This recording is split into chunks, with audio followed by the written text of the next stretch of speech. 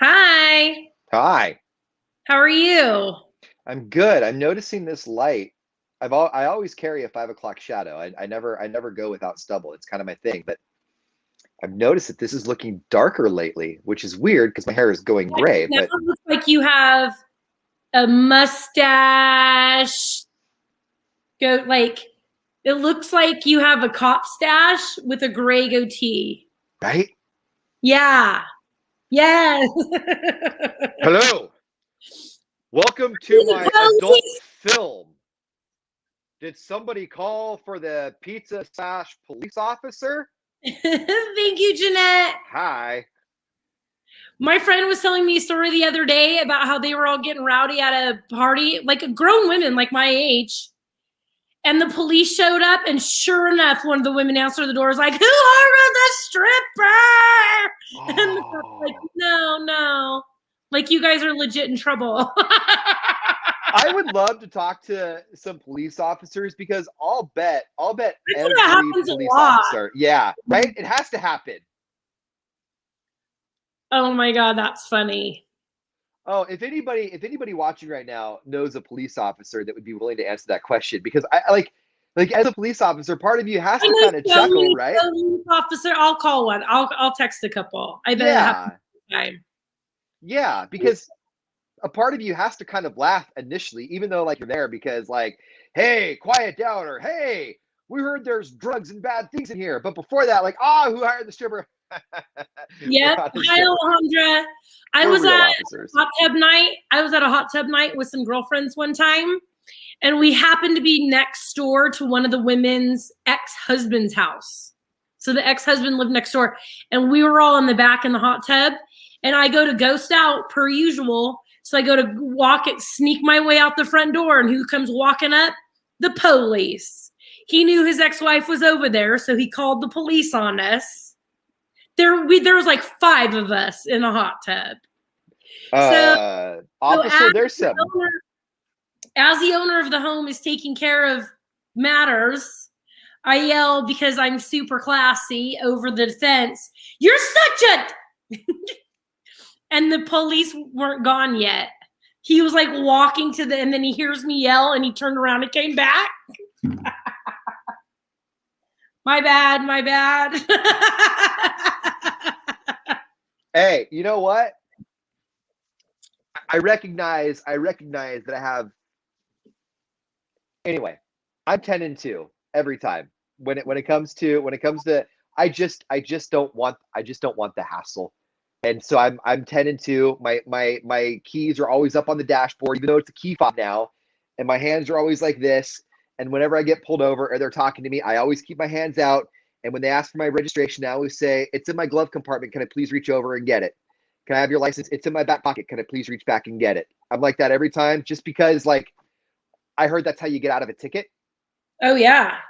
So I'm really, really, really trying to just not spend any money. I had the 10 and 2 and my keys up on the dash the day that I got away with running the red light in Wonder Woman pajamas. Every time I do that, every time I'm like this with the keys on the dash, they always ask me either A, have you been arrested before? Or B, have you worked in law enforcement? And even if they do give me a ticket, like I want them to feel safe. You know what I mean? Yeah, yeah, The law enforcement just doesn't even feel safe anymore. yeah. So What do you have going on this week?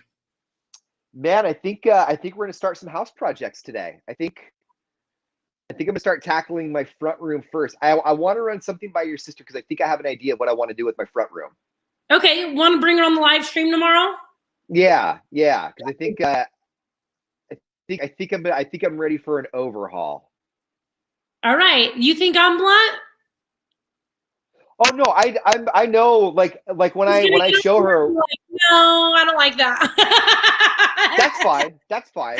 You know, I'm a realist. Like I understand my station in life and some things. Like the other day when I was out at that when I crushed that poor little girl out of the disc golf course, I didn't mean to.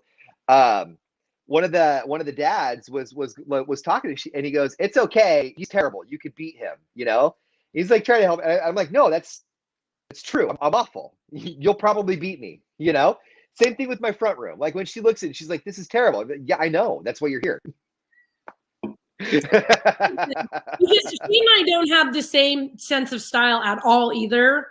So she's very much get what you like, buy what you like, and then we'll figure out a place where it goes. Right, right. That's kind of what I've been told too. I've been told that by a few people. So like I've got a general idea, and I think now it's just kind of piecing it together. I've been so married to this system. Every front room I've ever had has always been a front room with like multiple couches around a television. You know? And Yeah. I think I'm ready now because my TV is mounted above my fireplace, right? I think I'm ready now to like just have like one couch in the middle and sort of have like an open or like against the walls where I would have other couches, maybe like a table or like a long chair or something just a little more modern, sleek, and not so I'm having this, my boys can come over and watch football, more of like a family feel, you know? Yeah, I know what you mean. I've always had my couch face the fireplace because I just feel like it should. By Jeanette. Bye, Jeanette. But it's summer and we're not going to be using the fireplace. I finally turned it to where, like, see it now? It's like perpendicular with the fireplace. See it? Because what even do you need that for anyway? You know? Yeah, because the TV is over here, is on the other side, is over here. Yeah, exactly. Now we can face the TV as a family and watch TV as a family, and I'll move it around again once we're building fires again. But I cleaned out the whole fireplace. I took all the wood out from up here, and now it's like a summer home. Exactly, exactly. And I get so lazy and stuck in what I do that I never rearrange anything. Like it's the same now as it was 10 years ago. That's why I'm never going to own a restaurant. You always watch those restaurant rehab programs where you know the menu's outdated and they haven't changed anything in 20 years. That's my style and that's my home. And I'm trying to break out of that. Oh, I'm going to own one. You watch. I'm going to own my own restaurant up here. Yeah, you don't want me to own one because apparently I'll never change the menu. I don't change my clothes. I don't change the front room.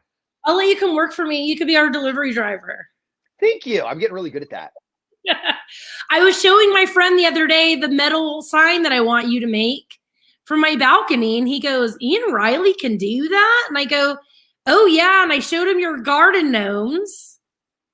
And he was like, that's impressive. Every time I see the gnome, I just gotta laugh. They're so cute. I love the little gnome. Oh, do you want to see something I made? And if you, yeah, see, Desiree doesn't change in either. Romeo and Juliet is such a cute movie. You need to watch it. Those gnomes are so cute. Yeah, I was showing him because I go, Ian's going to make this for my balcony. He's like, he can? And I'm all, oh, yeah. I said he has this welder, though, he doesn't know how to use. And so now my buddy thinks he needs to go get a welder. So I bought a 20-volt circular saw, and all of his DeWalt was 18 volts. And as soon as I bought a 20-volt circular saw, the next day he came home with all new 20-volt tools because that's what men do.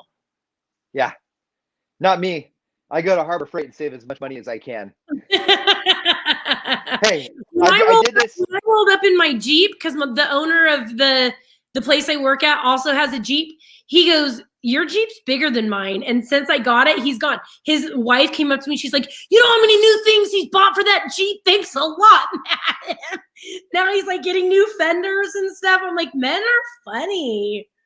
I've always struggled with spray paints, like just in general with anything I've ever done. It always pulls up on me. I always do a terrible job. And I saw people messing around with like these metallic clear paints. And so I tried making this and I think it came out really well. Metallic clear. Ooh, look at that. That's fancy, huh? What do you mean metallic clear? I love that red. Right. This red, like you can still see the steel through it, right? Okay.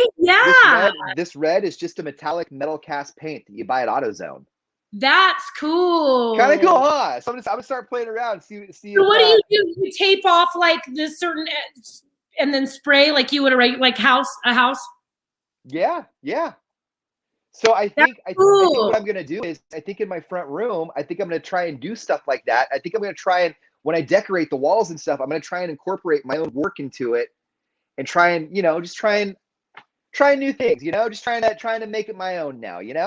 Where are you at on? Is that where you're learning the welding? Is for the fire pits? Yeah. I'm not going to tell people where, but I saw some fire pits. Those things go for a lot of money, bro. That's where I got the idea from. I saw them at the exact same spot. Okay. Yeah. Yeah. I looked at the men, not that I am putting down what you do, because I know it's expensive and it's hard work. But when I didn't think it was going to be that price. And when I drove by, I was like, I didn't even make it through the stop sign. I'm like, Ian, they're selling them for this price over here. Yeah. Dude, get on it. We got that welder. My buddy and I went to Harbor Freight and I bought a welder, a little MIG welder. And I called him up. I'm like, dude, I got the MIG welder. He goes, do you know how to use it? Not a clue. Do you? He's not a clue. It's cool. Come on over. You YouTubed welding? So there was two of us with my phone propped on a tripod watching YouTube videos on how to weld with a MIG welder. And I didn't have a welding helmet, but it came with like a mask that you hold. It looks like something you get at like Toys R Us, pour one out. And then he brought like over a Mardi Gras mask, like you're holding it to your face. It's what came with it. It was this really weird Darth Vader looking thing, you know? and then he had these goggles that were for something else.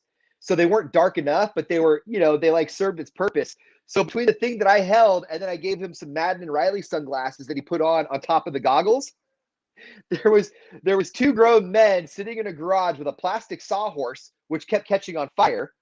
One of us was wearing flip-flops, which is what you don't do when you're welding.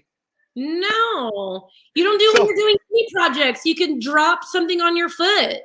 Let alone a hot welder.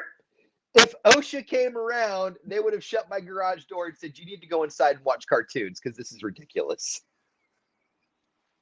So was that the only day you practiced, or are you still doing some practice? So, well, I haven't practiced anymore because then I realized where I was practicing was also right next to the laundry, which is a tinder box. So I moved that over a little bit. So I guess I'm just kind of trying to make a safe space to do some sparks and stuff. Oh, yeah. I learned real quick. So my water heater is in the same closet area space as my washer and dryer. So I had like a pile of towels in there that needed to go next. And my friend came to fix something and he goes, you can't have all those towels next to the water heater. I go, because you are going to start a fire. He goes, don't put clothes or towels in there. What are you doing? I didn't even think about it. Does your friend know how to change out a water heater? Oh, yeah. He's brilliant. All right. Then he can be my friend. He can come over. He already knows that he needs to help with your living room or your kitchen. And then when I discussed your kitchen, I go, Ian said he wants to do this and this and this and this to the kitchen. And I looked at him and said, that's going to be about $55,000 job. And my sister was cracking up. And I go, Ian just thought, just break out some walls and put up some granite. I was gonna patch up the part that I broke out. It wasn't just gonna be open. Like, I got some newspapers and some putty. You can make like a fake plaster. All right, we got to jam out here. We will see you at Happy Taco Tuesday. We'll see you guys tomorrow. Bye, guys. Bye.